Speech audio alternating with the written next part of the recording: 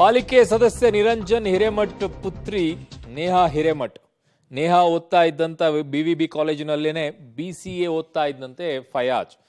ಕಳೆದ ಕೆಲ ದಿನಗಳಿಂದ ನೇಹಾ ಹಿಂದೆ ಬೆನ್ನು ಬಿದ್ದಿದ್ದಾನೆ. ಅವನು ಕೊಲೆ ಮಾಡಿ ಪರಾರಿ ಆಗ್ತಾ ಇದ್ದ ಫಯಾಜ್ನನ್ನ ಈಗ ಬಂಧಿಸಿದ್ದಾರೆ. ಇವನು BCA, ಅವಳು MCA. ಅಂದ್ರೆ ಇವನಿಗಿಂತಲೂ ದೊಡ್ಡವಳನ್ನ ಪ್ರೀತಿ ಮಾಡಿದ್ನಂತೆ. ಪ್ರೀತಿ ನಿರಾಕರಿಸಿದ್ದಕ್ಕೆ ಕೊಲೆ ಮಾಡಿದಾನಂತೆ. ಅಯ್ಯಪ್ಪ.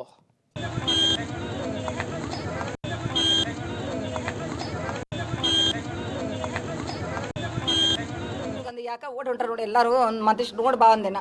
ಅವ ಒಳಗೆ ಹೋಗ್ಯಾನ. ನಾನು ಫೋನ್ ಹಚ್ಚಾತನಕ್ಕೆ ಫೋನ್ ಎತ್ತಲಿಲ್ಲ. ಹೊಳ್ಳಿ ನಮ್ಗೆ ಮತ್ತು ಅವ್ರು ಯಾರೋ ಸರ್ನ ಯಾರು ಗೊತ್ತಿಲ್ಲ ಫೋನ್ ಮಾಡಿ ಹೇಳಿದ್ರು, ನಿಮ್ಮ ಮಗಳು ಇಂಜೂರಿ ಆಗೈತಿ, ಇಲ್ಲಿ ಸುಶ್ರುತ ಕರ್ಕೊಂಡು ಹೋಗಿವಿ, ಬರ್ರಿ ಅಂತೇಳಿ. ಅಲ್ಲಿ ಹೋಗಿ ನೋಡಿ ಸರ್, ಇಷ್ಟ ನನಗೆ ಮತ್ತೇನು ಗೊತ್ತಿಲ್ಲ. ಇಲ್ಲ, ನಮ್ಮ ಮಗ ಕರ್ಕೊಂಡು ಹೋಗಿದ್ದಾರೆ, ನಾ ಕರ್ಯಾಕೆ ಹೋಗ್ತಿದ್ದೆ, ಇಲ್ಲ ಇವ್ರು ಹೋಗ್ತಿದ್ರು, ಯಾರು ಒಟ್ಟೊಬ್ರು ಹೋಗ್ತಿದ್ವಿ.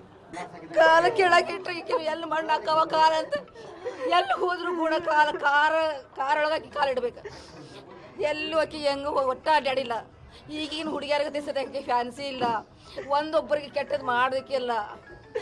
ಎಲ್ಲರಿಗೂ ಬರೀ ಅಯ್ಯೋ ಪಾಪ ಅಂತಿದ್ದೆ. ಆಕಿಗಿಂತ ಮೋಸ ಆಗಬಾರ್ದು.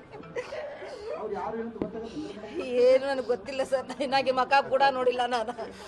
ಸರ್ ನೇಹಾ ಹಿರೇಮಠ ನಮ್ಮ ಮಗಳು ಸರ್ BVB ಕಾಲೇಜ್ಗೆ ಹೋಗ್ತಿದ್ಲು ಸರ್, MCA ಫಸ್ಟ್ ಇಯರ್. ಅಲ್ಲೇ ಕಾಲೇಜ್ ಕ್ಯಾಂಪಸ್ನಾಗ HOD ರೂಮ್ ಮುಂದೆ ಹಿಂದಿಂದ ಬಂದು ತಲವಾರ ಹಾಕ್ಯಾರ ಸರ್. ಅಲ್ಲೇ ಒಳಗಾಗೈತೆ ಸರ್. ಕಾಲೇಜ್ ಬಿಟ್ಟು ಹಿಂಗೆ ಕ್ಲಾಸಿಂದ ಹೊರಗೆ ಬಂದಾಳ, ಅಲ್ಲೇ ಆಗೈತೆ ಒಳಗೆ HOD ರೂಮ್ ಮುಂದೆ ಆಗೈತೆ. ಮಾಡಿದ್ದು ಅವ್ರ BCA ಹಳೆ ಫ್ರೆಂಡ್ ಅಂತ ಸರ್, ಅವು ಮಾಡ್ಯಾನ ಸರ್.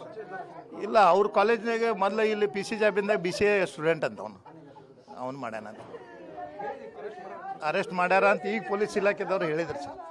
ಮೋಸ್ಟ್ ಪ್ರಾಬಲ್ಲಿ ಅರೆಸ್ಟ್ ಮಾಡ್ಯಾರ. ಮತ್ತು ಶಾಸಕರು ಇದು ಮಾಡಿದ್ರಿ, ಬಂದೆ ಹೋದ್ರೆ ಹೇಳಿದ್ರಲ್ಲ. ಈಗ 5 ಗಂಟೆ sir class room. Okay, BCA ಮೊದಲನೇದಾಗಿ ಇಬ್ರು ಕೂಡ BCAಯಲ್ಲಿ ವ್ಯಾಸಂಗ ಮಾಡ್ತಾ ಇದ್ರು. ಅವಳು MCA ಮಾಡೋಕ್ಕೆ ಓದಕ್ಕೆ ಶುರು ಮಾಡಿದ್ಲು. ಬಟ್ ಇವನು BCA ಅಷ್ಟೇ ಮಾಡ್ಕೊಂಡು ಆಚೆ ಇದ್ದ. ಬಟ್ ಅವಳು ಪ್ರೀತಿ ನಿರಾಕರಿಸಿದ್ಲು ಅನ್ನೋ ಮಾತ್ರಕ್ಕೆ ಈಗ ಕಾಲೇಜಿನ ಕ್ಯಾಂಪಸ್ ಒಳಗಡೆಗೆ ಬಂದು ಕೊಲೆ ಮಾಡ್ತಾರೆ ಅಂತಂದ್ರೆ, ಕ್ಯಾಂಪಸ್ ಒಳಗಡೆಗೆ ಹೇಗೆ ತಂದ್ರು ಇವನ್ನೆಲ್ಲ ಚಾಕುಗಳನ್ನ ಅಂತ ಹೇಳಿ ಬಹಳ ಡೇಂಜರಸ್. ನನ್ನ ಸಹೋದ್ಯೋಗಿ ಸುನೀಲ್ ಪಾಟೀಲ್ ಅನ್ನೋ ಸಂಪರ್ಕಕ್ಕೆ ಸಿಗ್ತಾ ಇದ್ದಾರೆ. ಸುನೀಲ್, ಯಾರಿವನು, ಏನು ಈ ಕೇಸ್ನ ಡೀಟೇಲ್ಸ್ ಏನಿದೆ, ಏನ್ ಬರ್ತಾ ಇದೆ ಪ್ರಾಥಮಿಕ ವರದಿಗಳು? ಸುನೀಲ್.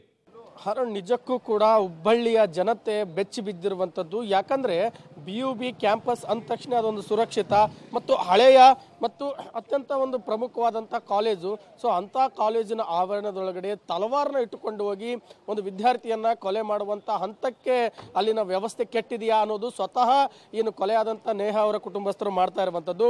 ಮೊದಲಿಗೆ ಪ್ರಾಥಮಿಕ ಹಂತದಲ್ಲಿ ನೀವು ಹೇಳಿದಂತೆ ಇಬ್ಬರು ಕೂಡ ಸಹಪಾಠಿಗಳು, ಅಂದರೆ ಒಂದೇ ಕ್ಲಾಸ್ಮೇಟ್ಸು. ಆದರೆ BCA ಓದುವಾಗ ಈತ ಫೇಲ್ ಆಗ್ತಾನೆ. ಫಯಾಜ್ ಆರೋಪಿ ಏನು ಕೊಲೆ ಮಾಡಿದಾನಲ್ಲ, ಫಯಾಜ್ ಫೇಲ್ ಆಗ್ತಾನೆ. ಸೊ ಸಹಜವಾಗಿ 1 ವರ್ಷ ಹಿಂದಾಗುತ್ತೆ. ಆ ಹುಡುಗಿ ಪಾಸ್ ಆಗಿ MCA ಮಾಡ್ತಾ ಇರ್ತಾಳೆ. ಆದರೂ ಕೂಡ ಫೇಲ್ ಆದವರಿಗೆ ಒಳಗಡೆ ಕ್ಯಾಂಪಸ್ ಒಳಗಡೆ ಯಾವುದೇ ರೀತಿ ಎಂಟ್ರಿ ಇರೋದಿಲ್ಲ. ಸೊ ಹೀಗಾಗಿ ಇದೊಂದು ಎಲ್ಲೋ ಒಂದು ಕಡೆ ಸಾಕಷ್ಟು ಅನುಮಾನಗಳಿಗೆ ಎಡೆ ಮಾಡಿ ಕೊಟ್ಟಿರುವಂಥದ್ದು. ಸೊ ಆ ಒಂದು ಸಹಪಾಠಿಗಳು ಇದ್ದಾಗಲೇ ಇಬ್ಬರು ಕೂಡ, ಅಂದರೆ ಆ ಒಂದು ಫಯಾಜ್ ಅವಳಿಗೆ ಪ್ರೀತಿಯ ಬೆನ್ನು ಹತ್ತಿರ್ತಾನೆ. ಒನ್ ಸೈಡ್ ಲವ್ ಇರುತ್ತೆ, ಯಾವುದೇ ಕಾರಣಕ್ಕೂ ಕೂಡ ನೇಹಾ ಒಪ್ಪಿಕೊಂಡು ಇರೋದಿಲ್ಲ.